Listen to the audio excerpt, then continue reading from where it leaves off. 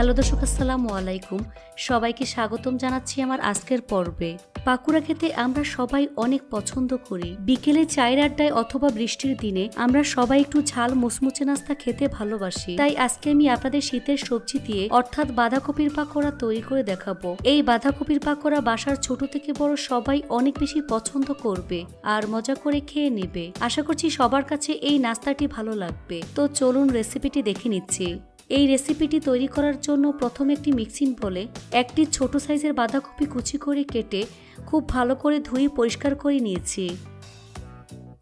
এখন এর মধ্যে 1 কাপ পরিমাণ পেঁয়াজ কুচি দিয়ে দিচ্ছি। পেঁয়াজটাকে এরকম পাতলা করে কেটে নিতে হবে।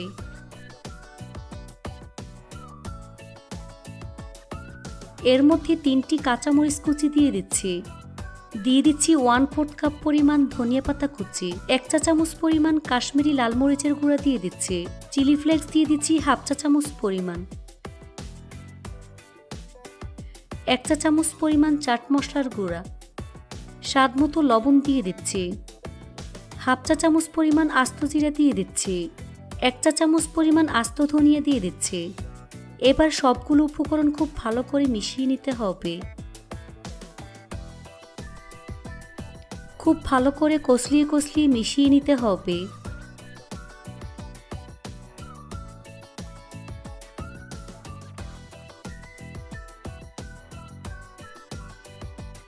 মিশানো হয়ে গিয়েছে। এখন এর মধ্যে 1/2 কাপ পরিমাণ কর্নফ্লাওয়ার দিয়ে দিচ্ছি।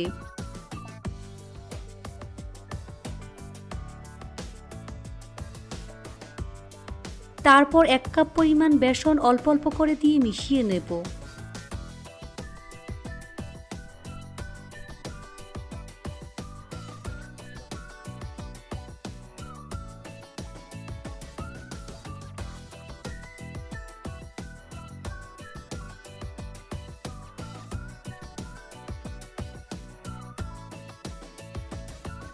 পাকোড়ার জন্য মিশ্রণটা আমার রেডি হয়ে গিয়েছে। এখানে আমি 1 কাপ পরিমাণ বেসন নিয়েছি আর এই 1 কাপ পরিমাণ বেসন থেকে এইটুকু পরিমাণ রয়ে গিয়েছে। এবার চুলে একটি কড়াই বসিয়ে পরিমাণ মতো সয়াবিন তেল দিয়ে তেলটাকে মিডিয়াম আঁচে গরম করে নিয়েছি। এই পর্যায়ে চুলার আঁচ মিডিয়ামে রাখবো। এখান থেকে পরিমাণ মতো মিশ্রণ নিয়ে পাকোড়ার শেপ দিয়ে গরম তেলে দিয়ে দিচ্ছি। সবগুলো নাস্তা আমি একে একে দিয়ে দিচ্ছি।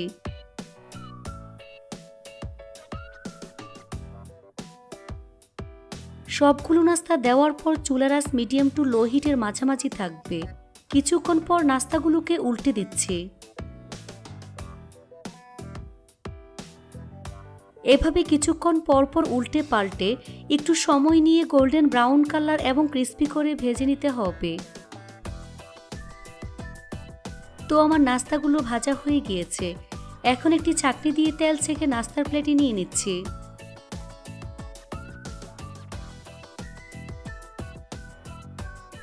বাকি নাস্তাগুলোকে একইভাবে ভেজে নিতে হবে, তাই একে একে পাকোড়া শেপ দিয়ে গরম তেলে দিয়ে দিচ্ছি।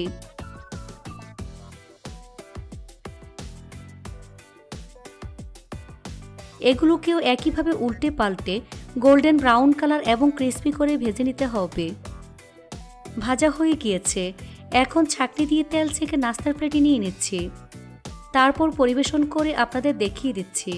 দেখুন আমার বাঁধাকপির পাকোড়া দেখতে মাশাআল্লাহ কতটা সুন্দর এবং কতটা লোভনীয় হয়েছে। এটা শুধু দেখতেই সুন্দর না, খেতে অসম্ভব মজার হয়েছে। এই পাকোড়া টমেটো সসের সাথে খেতে অসাধারণ লাগে। আশা করছি আমার আজকের এই পাকোড়ার রেসিপিটি আপনাদের সবার কাছেই ভীষণ ভালো লেগেছে। রেসিপিটি ভালো লাগলে অবশ্যই একটি লাইক দিবেন। চ্যানেলটি সাবস্ক্রাইব করার অনুরোধ রইল।